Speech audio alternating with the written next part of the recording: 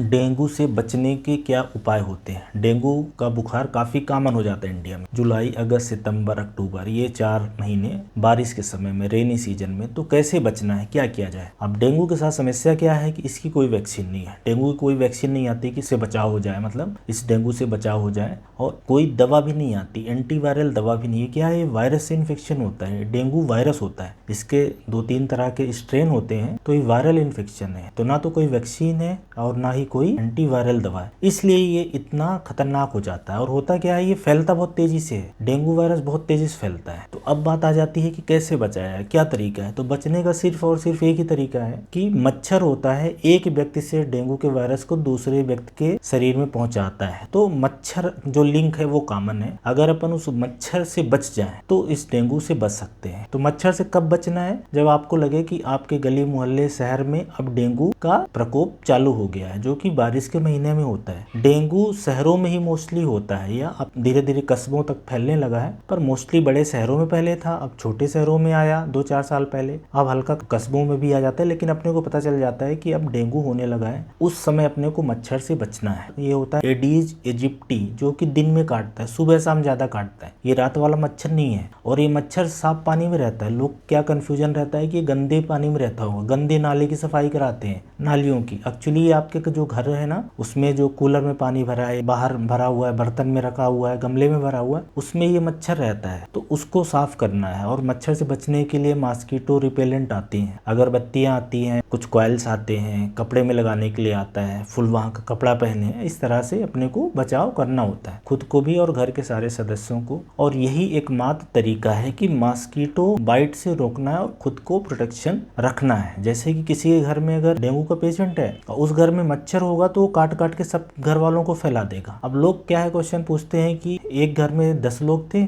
एक को डेंगू हुआ, 2-3 लोगों को हुआ, बाकी लोगों को नहीं हुआ, बाकी लोग कैसे बच गए। तो बेसिकली बाकी लोग बचे नहीं। डेंगू क्या होता है कि जैसे वायरस का इन्फेक्शन हुआ, 100 मान लो 100 लोगों को डेंगू के वायरस ने इन्फेक्शन हुआ, मच्छर ने काटा, डेंगू के वायरस को पहुंचा दिया। तो उसमें 80% लोग एसिम्प्टोमेटिक होते हैं। वायरस शरीर के अंदर जाता है, लेकिन उनका शरीर उस वायरस को मार देता है, उसको खत्म कर देता है। तो इन्फेक्शन तो होता है लेकिन लक्षण नहीं आते, इसको हम लोग एसिम्प्टोमेटिक बोलते हैं। ये 80% केस में होता है। और 15% केसेस में, 15 से 18% केसेस में बहुत हल्के लक्षण आते हैं। जरा सा बुखार 1-2 बार आ गया, थोड़ी कमजोरी सी हो गई, थकान सी हो गई, ऐसा 15-18% केसेस में होता है। 2 से 3% केस में खतरनाक वाला डेंगू होता है, जिसमें प्लेटलेट कम होना, बीपी का कम हो जाना, बहुत तेज जॉइंट्स में दर्द होना, सिर में दर्द होना, हाई ग्रेड फीवर बने रहना। ये सिर्फ 2-3% होते हैं। तो इसलिए बताने का मेरा मकसद है कि दवाई है नहीं, इसकी कोई वैक्सीन है नहीं, तो सिम्टोमेटिक फिर इलाज करना पड़ता है। मरीज को एडमिट कराओ, रेस्ट कराओ, बुखार की दवा दो, उसको फ्लूइड चढ़ाओ, बाकी न्यूट्रिशनल सपोर्ट दो, प्लेटलेट कम है तो खून चढ़ाओ। इस तरह का अपने को इलाज करना रहता है। धीरे धीरे पेशेंट रिकवर कर जाता है, वो बात बिल्कुल अलग है।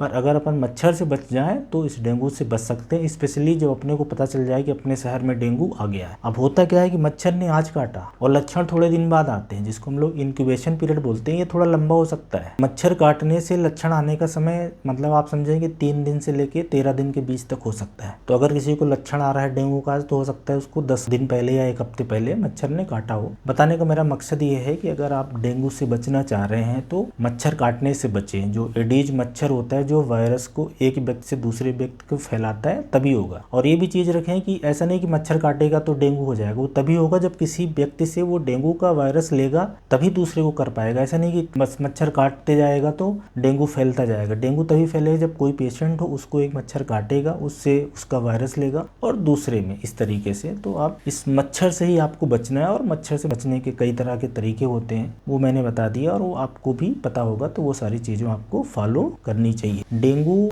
होता क्या है, ये बहुत तेजी से फैलता है। इंपॉर्टेंट बात ये है, होता कुछ केस में ही खतरनाक है, लेकिन चूंकि फैलता बहुत तेजी से है और कुछ लोगों में बहुत ही खतरनाक रूप ले लेता है। ये जानने वाली बात है, इसलिए बचाव जरूरी है।